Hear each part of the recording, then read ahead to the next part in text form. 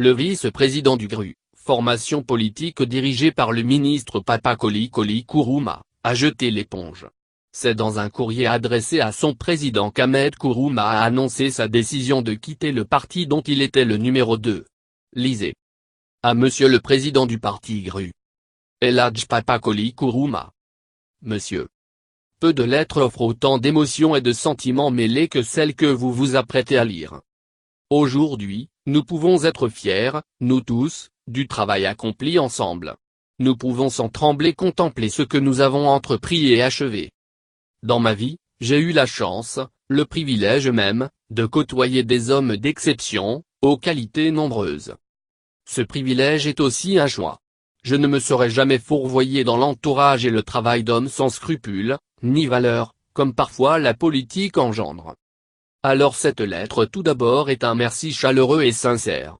Pour tout ce que vous m'avez appris soit directement ou indirectement. Si aujourd'hui je vous dis merci, c'est parce que j'ai pris une décision que je savais difficile. Je sais qu'il est temps pour moi de prendre une direction personnelle. Personnelle mais sans pourtant me sentir seul. J'ai décidé de quitter la charge de vice-président que j'occupe au sein du parti GRU, ainsi que le parti lui-même. Comme je le disais, cette lettre est empreinte de plusieurs sentiments. Tantôt le doute, puis la certitude, la peine puis la joie. C'est une décision mûrie de longues réflexions et d'incertitudes. Mais puisqu'une seule certitude suffit à celui qui cherche, le doute a été balayé tout comme la peine que je savais ressentir. Car si malheureux l'on doute de tout, heureux l'on ne doute de rien et je pars heureux. Je sais que je dois prendre une voie qui m'est destinée, périlleuse, jonchée de travail, de débats, d'épreuves et de défis. Quel bonheur, n'est-ce pas? Car c'est dans le défi et l'abnégation que l'on se reconnaît. Et je sais que vous m'approuvez car telle est votre philosophie aussi.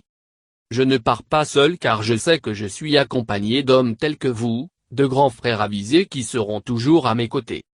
Alors cette lettre est un merci, un au revoir et une promesse.